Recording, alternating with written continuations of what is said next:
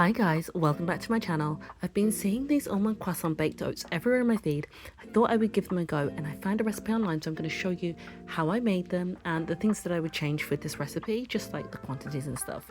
So the first thing you need to do is make some oat flour. So pop them in a blender. Doesn't take very long if you've got a high powered one. So I think this took maybe 6 or 7 seconds. The next thing that you want to do is make the filling. Now this is actually almond butter, and in this recipe I think you need to double the amount of almond butter, and I've added some syrup to it, and that is not only for flavour but for sweetness, and this recipe definitely needed more sweetness, so definitely add some maybe honey, maple syrup, whatever you want to your almond butter, and mix it up until you get the consistency you want and put it to one side.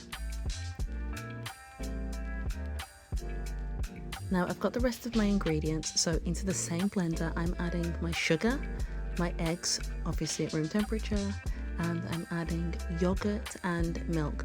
I'm using soy yogurt because I have a bit of a lactose intolerance, and I'm using vanilla flavoured oat milk as well, but obviously you could use dairy, and in this recipe I would probably switch this up and add more yogurt and less milk just to make it a bit thicker.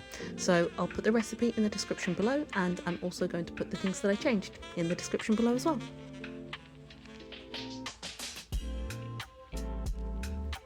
As you can see, this is really liquidy, and this would be less liquidy if you switch up the yogurt and the milk, so I would definitely recommend doing that.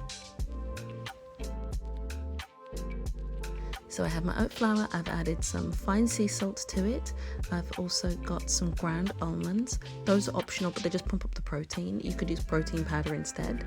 I also have some baking powder as well. So you want to give that a good stir just so that it's really well mixed in.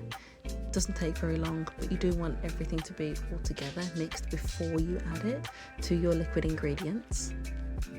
And then once you've added it to your liquid, you're just going to want to stir it until all of the lumps have disappeared, which isn't going to take you very long, and you could use a fork or a whisk. Obviously I used a fork, but if you wanted to, you could have just put this all back into the blender, but my blender just isn't really big enough for that, so that's why I did it in a bowl.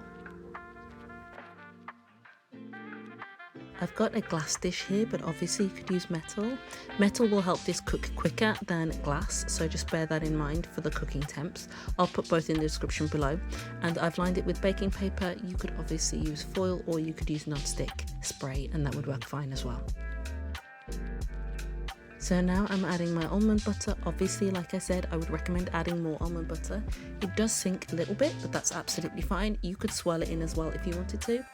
I would add more almond butter if I was you, and then also add the sliced almonds on the top.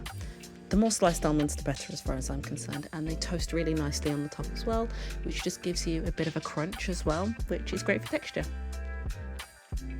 So I popped this in the oven. It was in the oven for about 35 to 40 minutes, which wasn't very long, and then I took it out and let it cool for 5 or 10 minutes before I added the icing sugar. Now I apologise for the white balance on this, like it was just a very, very sunny day, and so the white is blown out here, but I like a lot of icing sugar on an almond croissant, so I decided to add a lot of icing sugar to this as well. I think it added a little bit, but honestly it just needed more sugar in the recipe. I think if there'd been more sugar in the recipe, then I wouldn't have needed as much icing sugar on the top. So like I said, I'm going to put everything that I've changed. I have made this since, but I just haven't recorded it, and I'll put the new ingredients on there and the old ingredients on there. But this is a really good snack for brunch or for breakfast. It's easy to take along with you, and it is high in protein.